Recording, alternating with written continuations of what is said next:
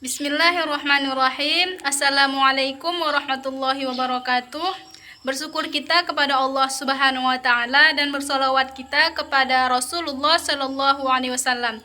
Saya Darlina, mahasiswi STID Hamzah Pansuri, Kota Subulu Salam, Prodi PAI, dosen pengampu Ibu Sabarita Banurea MA.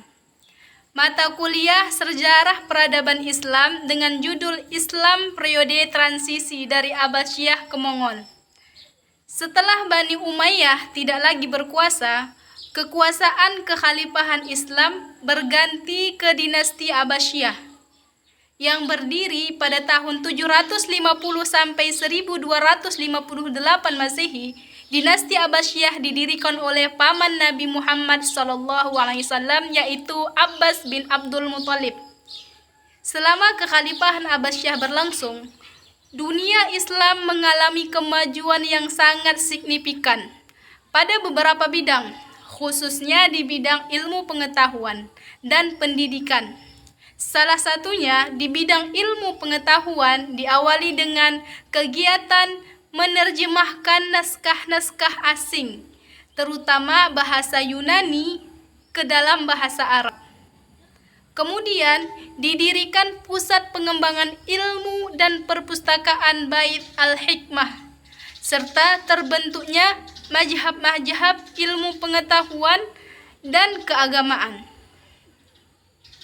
Pada awal perkembangan pada periode pertengahan ditandai dengan runtuhnya pusat peradaban Islam di Baghdad yang diakibatkan oleh serangan bangsa Mongol dan konflik internal pemerintahan Abbasiyah.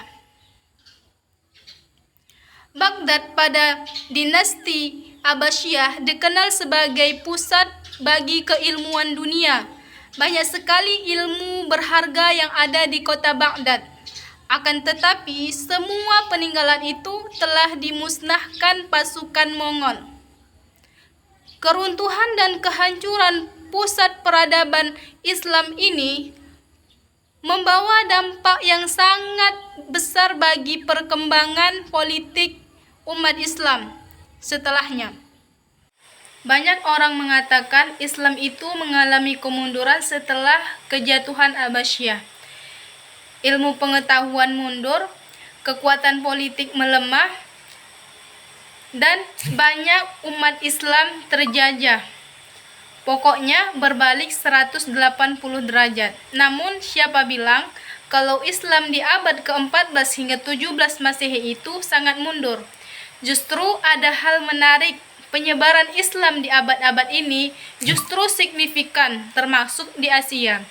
Menurut Syafiq Mughni, di dalam bukunya Dinamika Intelektual Islam pada abad ke-8, penyebaran Islam itu masih di masa-masa ini. Islam itu kalah di Baghdad, Abbasiyah, dihancurkan oleh bangsa Mongol.